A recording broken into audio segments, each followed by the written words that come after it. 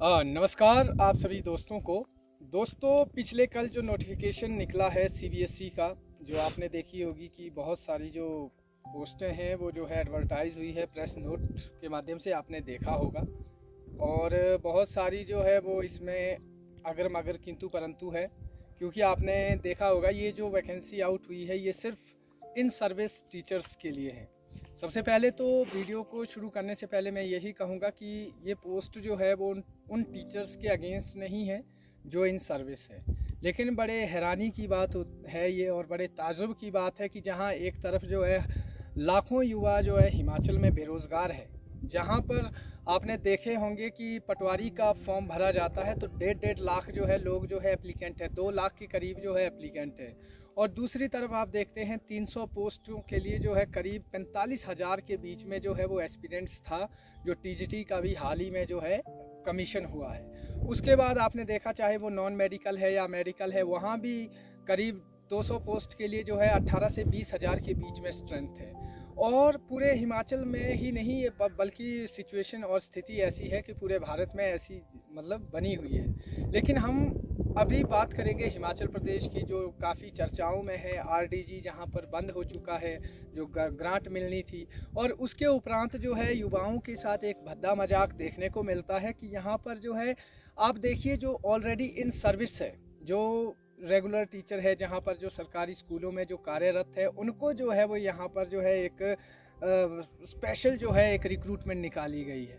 तो मुझे ये बताइए कि आप जो ये सीधा सा सवाल सरकार से भी है, कमीशन से भी है, कि आप उन लोगों को जॉब्स दे रहे हैं जो ऑलरेडी जो है सर्विस में है।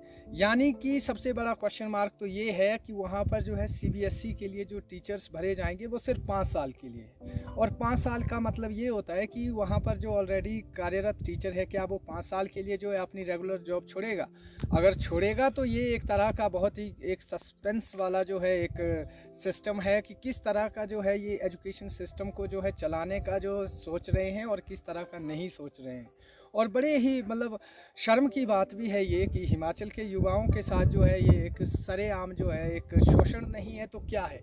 क्योंकि जहाँ पर युवा अपने 10 से 15 सालों से जो है मेहनत कर रहा है, टेट की तैयारी कर रहा है, सी टेट करके घर में बेले बैठे हुए हैं, बेकार बैठे हुए हैं, ये उन लोगों के साथ इनजस्टिस है। आप इन सर्विस वालों को लाना चाहते हैं तो लाइए, लेकिन मेरिट के आधार पर जो है ये भर्ती होनी चाहिए।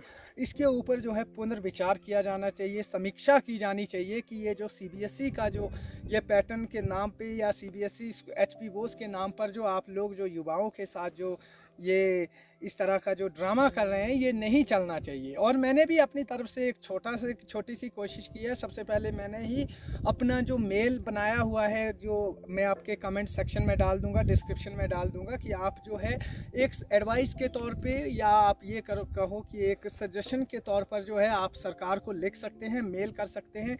क्योंकि हमने इससे पहले भी काफ़ी मेल्स किए हुए हैं, क्योंकि जो डॉक्यूमेंटेड चीज़ें होती है, जो रिटर्न चीज़ें होती है, ये ज़्यादा एविडेंस जो है एविडेंस के तौर पर जो है काम करती है। हो सकता है सरकार के नुमाइंदों को, सरकार के लोगों को जो है बात समझ में नहीं आ रही हो। वो मुझे एक बात समझ में नहीं आती, कैसे लोग जो है एडवाइजरी में बैठे होते हैं, कैसे वो इस चीज़ों को जो है आकलन करते हैं, कैसी समीक्षा करते हैं। इन सभी चीज़ों के ऊपर जो है डिटेल में बात तो करेंगे ही, लेकिन जो कल का नोटिफिकेशन निकला है पूरे हिमाचल में जो है, अब ये बताइए मुझे, जो बेरोजगार है क्या उनके लिए कोई एक बेरोजगार जो है वो खुश है इस नोटिफिकेशन से? कोई भी नहीं।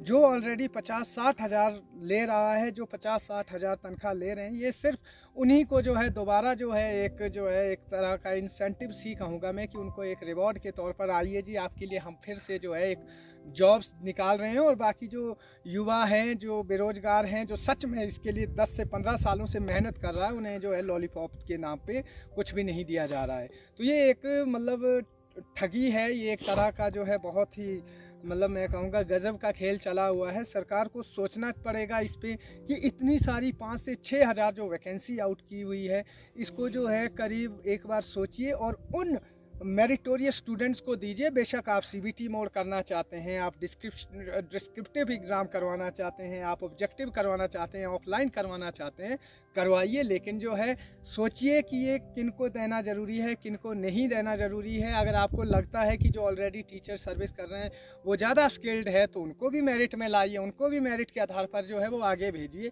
अन्यथा जो आप जो विश्व गुरु के नाम पर जो आप ये सारी चीज़ें कर रहे हैं, ये महज फिर एक ढकोसला रहकर रहेगा। क्योंकि आपने एनईपी के नाम पे क्वालिटी एजुकेशन की तो बात कर रहे हैं, लेकिन क्वालिटी कहीं भी दिख नहीं रही है। जहाँ पर आपने जो है रूसा सिस्टम में जो है सीबीएसई का जो एक नाम दिया है, चॉइस बेस्ड क्रेडिट सिस्टम, वहाँ पर बच्चों को आप कहते हैं कि आप अपनी मर्जी से सब्जेक्ट चुन सकते हैं। लेकिन जब बच्चा जो है बीएड में जाता है या मास्टर्स अपने अनुसार करता है तो फिर उसको जो है जॉब्स के लिए जो है हिमाचल में भी बहुत सारी कंडीशनें लग चुकी है। अभी जो नोटिफिकेशन निकला है, आपका कंसर्न सब्जेक्ट जो है तीनों कोर्स में होना चाहिए, चाहे वो बीएड है, चाहे आपका बीए है, चाहे आपका मास्टर्स है।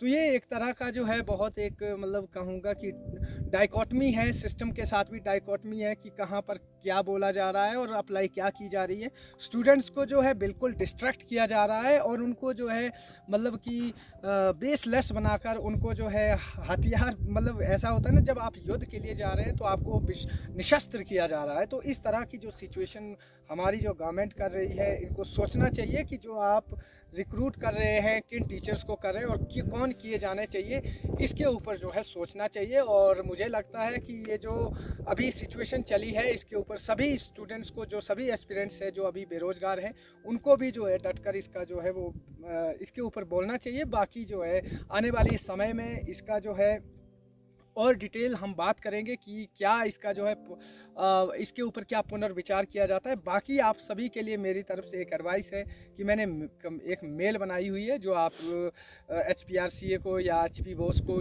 या CMO को या एजुकेशन मिनिस्टर को जो है मेल कर सकते हैं। बाकी आज के लिए इतना ही और आप सभी का समय शुभ रहे। जय।